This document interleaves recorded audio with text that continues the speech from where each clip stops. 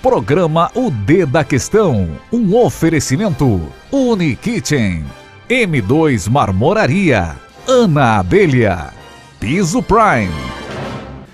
Eu voltei agora pra ficar, porque aqui é meu lugar. Oh, Roberto Carlos, sempre nos salvando para apresentar o entrevistado de hoje, Vitor Lippe. E eu voltei agora para ficar na Câmara Federal. Ele está sendo taxativo. 2016 não é o candidato do PSDB. Vai cumprir o seu mandato lá no Congresso Nacional.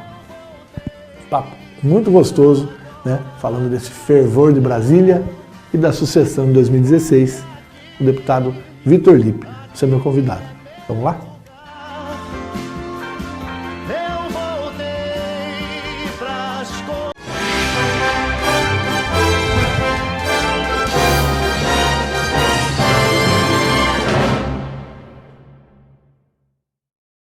Dia da questão de hoje com o deputado federal Vitor Lippe. Seja bem-vindo, obrigado pela presença. É uma satisfação, Deda, estar aqui com você mais uma vez para a gente falar sobre política, né? A gente sempre fala que política é fundamental, vamos falar sobre ela, né? Antes de falar de política, eu vou falar de uma questão pessoal sua. Você tirou esse recesso para operar o olho, como é que tá? Estou quase bom, meu olho direito ainda que está um pouquinho vermelho, etc., mas acho que mais alguns dias eu já estou 100% recuperado. Você tem aí quase uma década lidando com isso, né? Eu tive, meu olho é o meu fraco, né?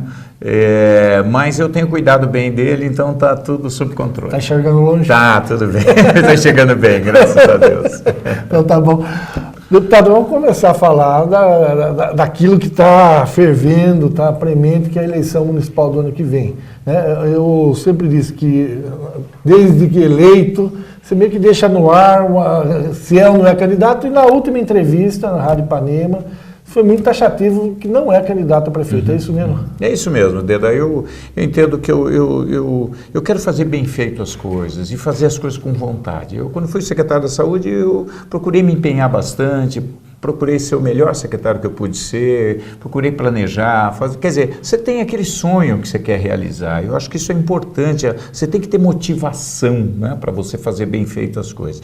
E eu estava muito empenhado naquela época, não estava preocupado com carreira política, nada disso, porque a saúde pública é algo apaixonante mesmo, porque é algo tão importante para a sociedade, para as pessoas, né, tem uma dimensão social tão grande.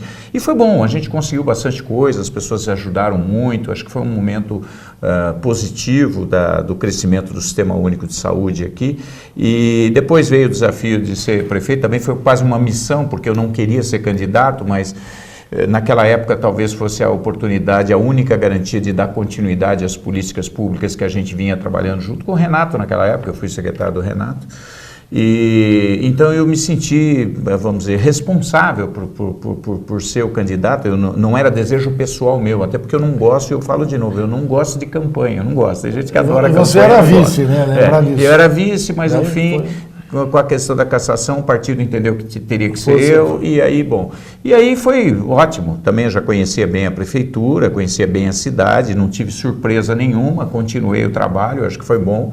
Conseguimos também uma boa avaliação, e acho que foi um trabalho bastante positivo. Depois eu fui para o Parque Tecnológico, a gente criou o Parque Tecnológico, muita gente ainda não entendia a importância do parque, ele é estratégico, é fundamental para Sorocaba, para a região, para o estado de São Paulo e para o Brasil, né? É uma tendência hoje mundial de trabalhar essa questão da economia do conhecimento, da inovação tecnológica, isso é fundamental para dar suporte para a indústria e para as riquezas de um país. Então eu trabalhei nesse projeto um ano também com muito entusiasmo e fui eleito deputado federal recentemente, no final do ano passado.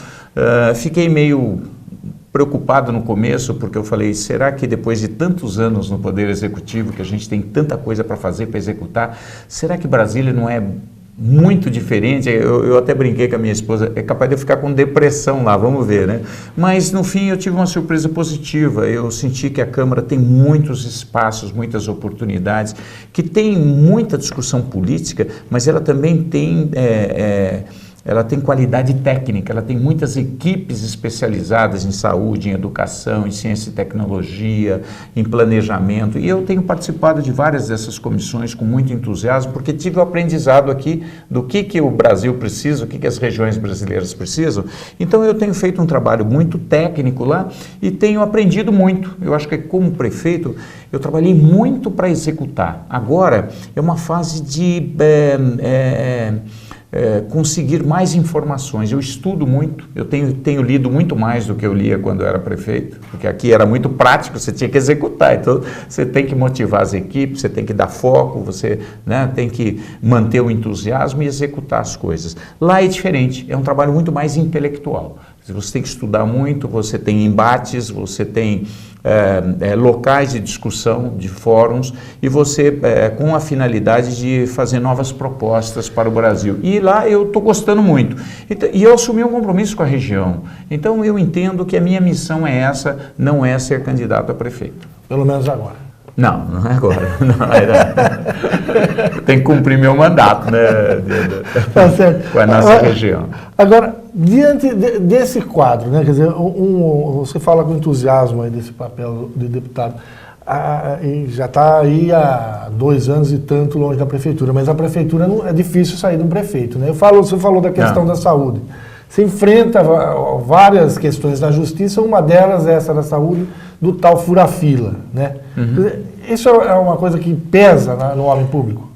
Eu acho que a gente que está na vida pública, você fica exposto. Quer dizer, imagine que nós fazíamos 3.000, 4.000 licitações por ano. Aí o Tribunal de Contas não concorda com uma cláusula que você coloca. Eu não, a equipe da prefeitura que tem que elaborar. Cada processo licitatório tem centenas de páginas e dezenas de exigências. E cada um é diferente do outro, porque um objeto é diferente do outro. Às vezes você não tem uma concordância, o Tribunal de Contas considera aquilo irregular, porque a prefeitura ou quem elaborou o edital entendia que aquilo era importante para aperfeiçoar a melhor seleção, e aí o Tribunal de Contas acha que aquilo é restritivo, porque exigiu muito ou exigiu muito pouco. É uma dificuldade. Você passa por dezenas e dezenas de pessoas que fazem auditoria, então você acaba tendo muitos questionamentos, apesar de você trabalhar muito, com seriedade, com honestidade, com uma transparência de princípios, você passa a ter muitos problemas. Então, e nós tivemos aqui em Sorocaba esse questionamento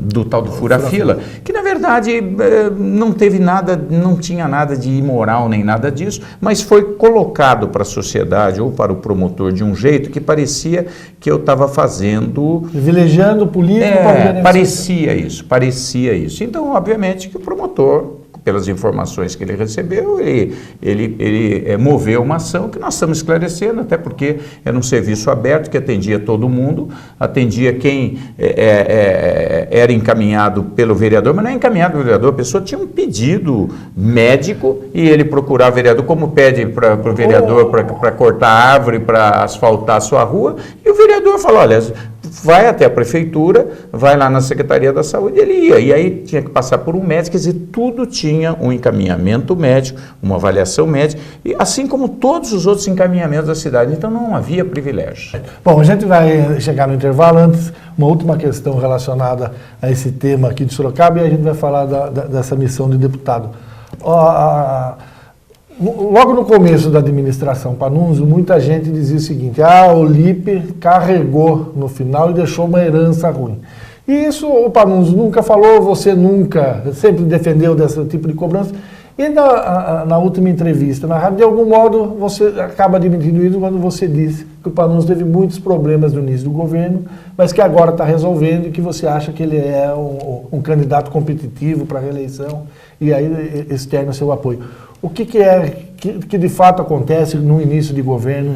Olha, eu tenho convicção, felizmente, nós fizemos uma transição do governo muito boa. Nos últimos 3 meses, as equipes do Panunzio estiveram com as nossas equipes e eu tinha um maior interesse, eu lutei muito para a eleição do Panunzio, porque eu tinha a convicção de que muita coisa importante que nós fizemos deveria ser continuado na área da saúde, do meio ambiente. Você lembra dos resultados, a gente estava em primeiro lugar na educação básica do Brasil, entre todas as cidades com mais de 500 mil habitantes, tivemos o maior número de prêmios ambientais do estado de São Paulo e o destaque nacional e internacional nós fizemos o maior complexo viário do interior do Brasil, fizemos a maior cooperativa de egresso do sistema prisional, né? A primeira cidade a ter um plano diretor de ciclovias, né? Nós tivemos uma série de ações importantes, o parque tecnológico, as bicicletas públicas gratuitas, né? Nós ampliamos, né? Mais do que dobramos o número de parques da cidade, quer dizer, a cidade teve avanços, nós fizemos várias políticas inovadoras na área da educação, quer seja da questão da saúde emocional, empreendedorismo, escola em tempo integral, roteiro educador, teve muitos avanços. Então, lógico, eu queria que isso continuasse, e eu entendo que o Panuzio era a pessoa da continuidade, porque ele era bem preparado, uma pessoa honesta, uma pessoa que tinha uma experiência muito grande de vida pública, é do meu partido. Então, eu me empenhei muito, né? E deixei a prefeitura nas melhores condições possíveis. Eu volto a dizer aqui, não teve herança maldita nenhuma, pelo contrário, segundo a avaliação do pessoal da Prefeitura, da Secretaria de Finanças, eu vou falar aqui do Alexandre Previato, que trabalhou quase 40 anos na Prefeitura, ele falou, nos últimos 40 anos, o único prefeito que deixou dinheiro para o prefeito seguinte foi você. Ele falou, foi a nossa administração. Então nós deixamos 84 milhões de reais, que problemas totais e 24 milhões livres para usar para qualquer coisa. Então estava tudo saneado, tudo equilibrado. Eu acho que o Panuzio o Panuzio teve problemas na questão do lixo, porque ele teve dificuldades da nova contratação, ele fez uma contratação emergencial e ele queria fazer uma nova licitação para colocar os containers. Não sei, cada um vai buscar alternativas. Ele achou melhor, entendeu naquele momento, pelo comportamento da empresa, que ele deveria romper com a empresa, né? O lado bom é que você rompeu com a empresa, o lado ruim é que isso cria uma dificuldade de transição muito grande. Então, é difícil, isso trouxe um desgaste, a questão dos containers, aquela coisa toda que todo mundo viu. Aí ele vai falar, não, ele queria o melhor, é lógico, né? Então, ele teve essas dificuldades. Teve a dificuldade com a Santa Casa, quer dizer, não é só a Santa Casa de Sorocaba, todas as Santas Casas do Brasil estão com problema. Eu fiz uma avaliação agora das Santas Casas da região, todas elas estão com intervenção, todas. Ou passou para a Prefeitura, ou passou para o Estado, ou está... Bom, enfim, todas elas... Os problemas que tiveram não são... Aí o que aconteceu? Foram acumulando, o problema da Santa Casa foi sendo acumulado, a gente passava um recurso, foi ajudando e tal, mas chegou uma hora que a Santa Casa não conseguia mais pagar os médicos. Aí, bom... Diante de não conseguir pagar os médicos, volto a dizer, é um problema conjuntural, mas essas coisas foram ampliando, até porque os repasses do governo são muito baixos, por isso que há uma dívida de mais de 4 bilhões das Santas Casas do Brasil, e nunca se ouviu falar de um fechamento tão grande de Santas Casas nos últimos 10 anos no Brasil. Então, o que aconteceu? Sorocaba também foi afetada, assim como a Santa Casa de São Paulo, a Santa Casa de Santos, a Santa Casa de São Roque, e assim sucessivamente. Pode pegar todas as Santa Casas da região, e de Itu, que já passou para o Estado, a de Itapetininga e assim por diante. Então, e aí ele entendeu que deveria fazer uma intervenção. Entendi. Ele poderia ter aumentado os recursos? Talvez sim, havia um problema de relacionamento. E aí isso trouxe desgaste, houve mais gastos.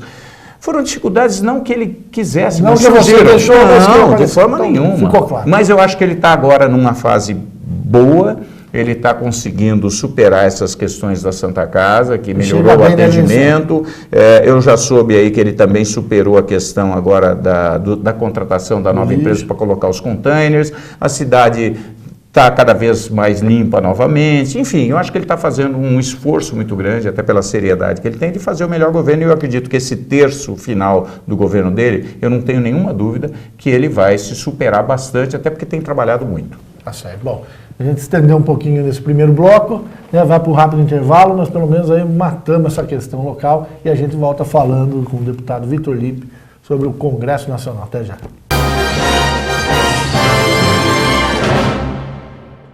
Ana Abelha. São 14 anos participando das histórias mais lindas, de sonhos realizados, dos melhores momentos da vida de tantas pessoas. Temos na lembrança cada cliente que, nesse tempo, nos ajudou carinhosamente a escrever a nossa história também. Ana Abelha, uma doce escolha. Avenida Mário Campolim, 570, no Campolim, em Sorocaba. Telefone 3212-4545. Visite nossa loja. M2 Marmoraria, 10 anos de compromisso com a beleza e a sofisticação. Rua Mário Tami 52, no Jardim Além Ponte, próximo ao Extra Santa Rosália. Fone 3237-3030. Visite o nosso site m2marmoraria.com.br. Deputado Vitor Lippe, fim de recesso, olho operado e pegando fogo no Congresso. O que vai acontecer com o Eduardo Cunha lá? Olha, eu acho que tem um lema hoje do PT, né? Sempre é possível piorar, porque não é possível, a gente vê a situação. Olha, eu já fui governo, enfim, o PSDB já foi governo. Agora, a crise que eles estão passando, e não tem fim, parece que é uma coisa, uma eternidade de problemas mas que crise graves. Que o senhor fala? Porque a gente tem uma crise econômica, uma crise econômica, uma crise política e uma questão que permeia as duas, né, que é uma ação judicial, né? Então, o senhor está falando de crise política. A crise política que é originada, obviamente, nessa falta de credibilidade do governo. E a falta de credibilidade não é só a Lava Jato. A Lava Jato é um elemento muito forte, porque ela é uma questão criminal, né? Ela mostra que houve efetivamente um crime organizado, uma rede organizada para desviar dinheiro público, né? Através das empreiteiras que prestavam serviço na Petrobras e agora no setor energético e agora os outros, vem aí BNDES, etc. Então, havia uma coisa organizada. É diferente de em outros governos, existia um funcionário que foi corrupto lá, um outro aqui. Não, você via que era uma coisa organizada, tinha percentual organizado, era tudo muito, era profissional, vamos dizer assim, uma coisa institucionalizada. Então, nunca nós vimos isso, está todo mundo muito assustado. Você vê que a Graça Foster, quando saiu da Petrobras, ela falou, olha, a questão da propina e da corrupção trouxe prejuízo de 86 bilhões de reais. Aí ela foi mandada embora, entrou agora o Bedini lá e disse o seguinte, não é 86 bilhões, são 6 bilhões. Em quem você acredita? Então, você vê, ninguém acredita mais nos números do governo, né? Na época da campanha falou uma coisa, era outra, a inflação está alta. O senhor usou uma expressão agora há pouco que foi o seguinte, que nunca a gente viu isso antes. E a argumentação do PT é porque antes os governos escondiam e sempre existiu. Ele vai falar isso, é óbvio, né? Mas aí está aí o esclarecimento da questão. Nós nunca vimos, por exemplo, Deda, uma usina, ou sei lá, vamos dizer, uma obra da Petrobras, está previsto custar 4, 5 bilhões, fica em 20 bilhões. Aí eles resolvem fazer estruturas, por exemplo, para fazer as usinas, as refinarias Premium 1 e 2, num lugar que não deveria ser feito. Abandonaram, perderam bilhões de reais. Foram comprar lá no exterior, foram comprar uma usina nos Estados Unidos, que valia provavelmente, no máximo, aí, 100, 200 bilhões, eles pagaram 1 bilhão e poucos de dólares. Quer dizer, a gente vê coisas absurdas. Você vai falar, não houve Não houve.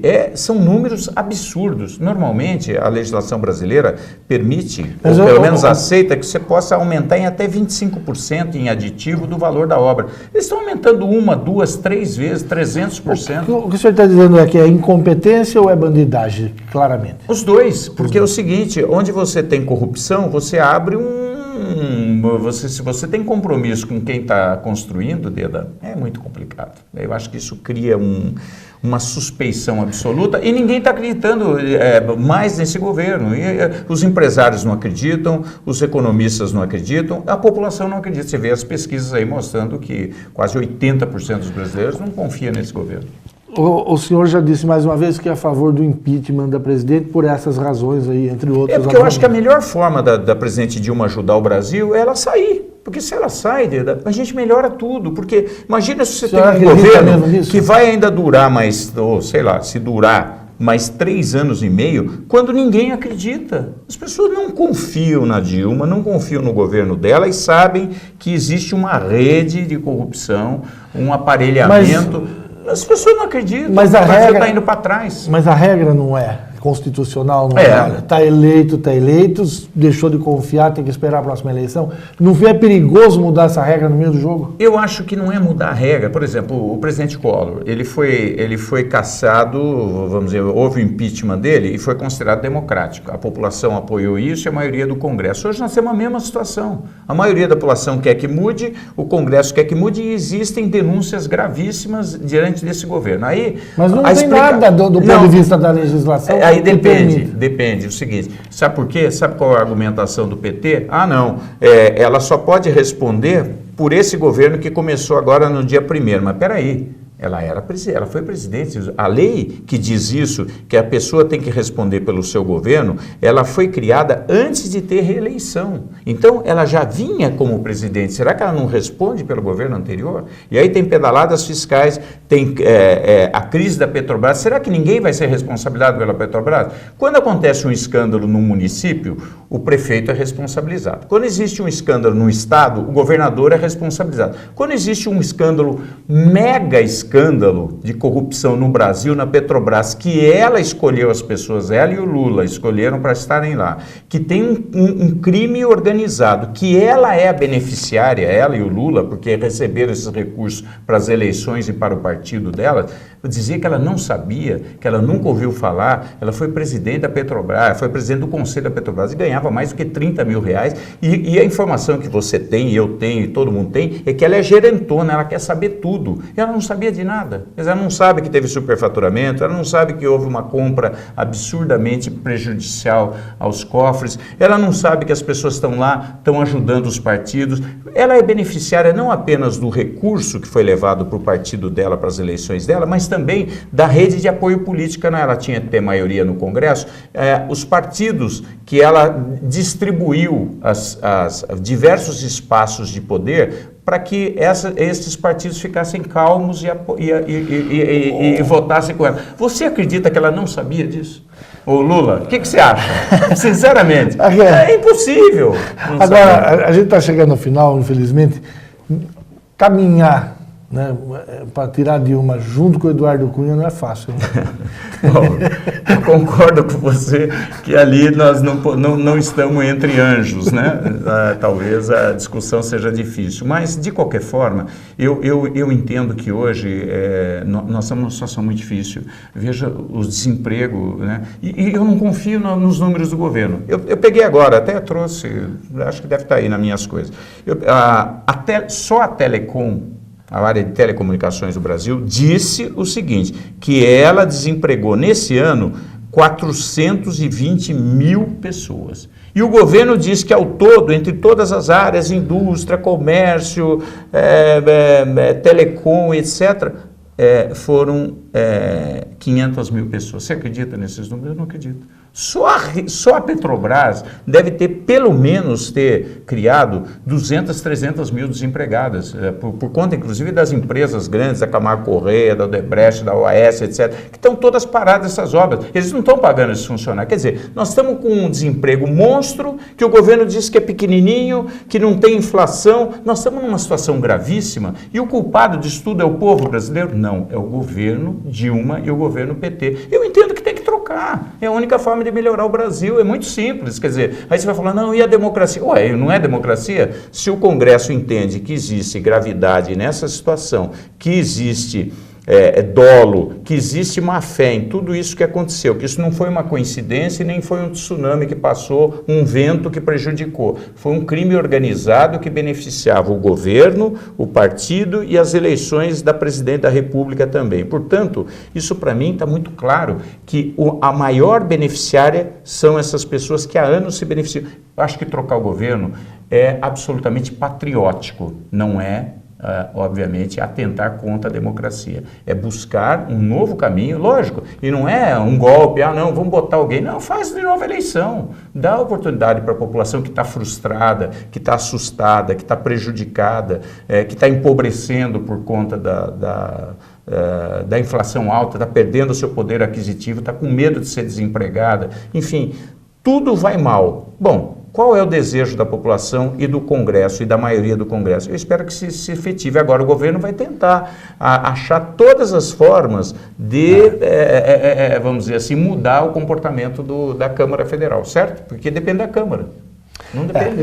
Mas ver os movimentos de rua, as pesquisas brasileiras, ninguém está fazendo isso como um golpismo, muito pelo contrário. Eu acho que é com aquele sentimento que a gente quer o melhor para o Brasil. E para sair dessa, só trocando.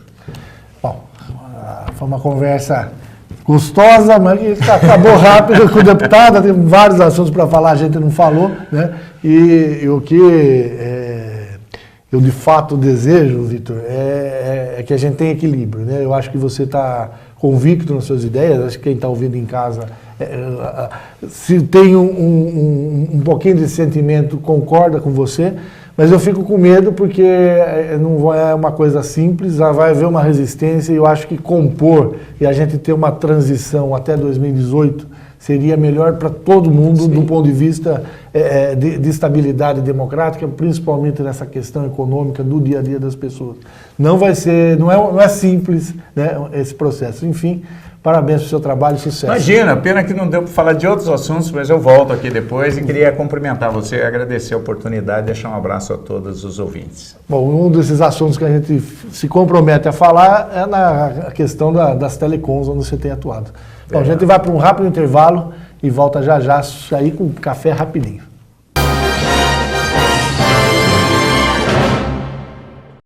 Ana Abelha. São 14 anos participando das histórias mais lindas, de sonhos realizados, dos melhores momentos da vida de tantas pessoas. Temos na lembrança cada cliente que, nesse tempo, nos ajudou carinhosamente a escrever a nossa história também. Ana Abelha, uma doce escolha. Avenida Mário Campolim 570, no Campolim, em Sorocaba. Telefone 3212-4545. Visite nossa loja.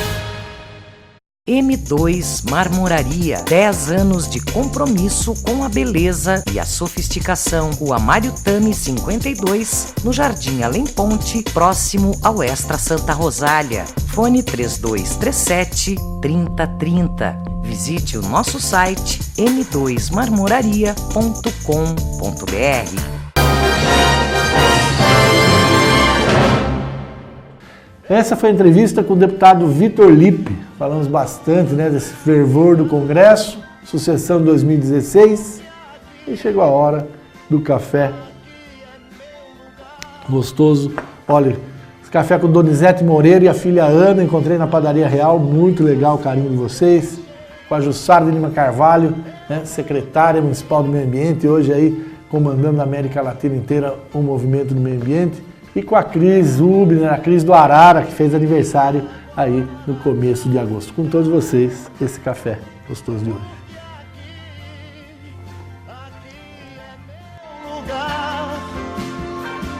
Eu voltei pras coisas que eu deixei. Eu voltei.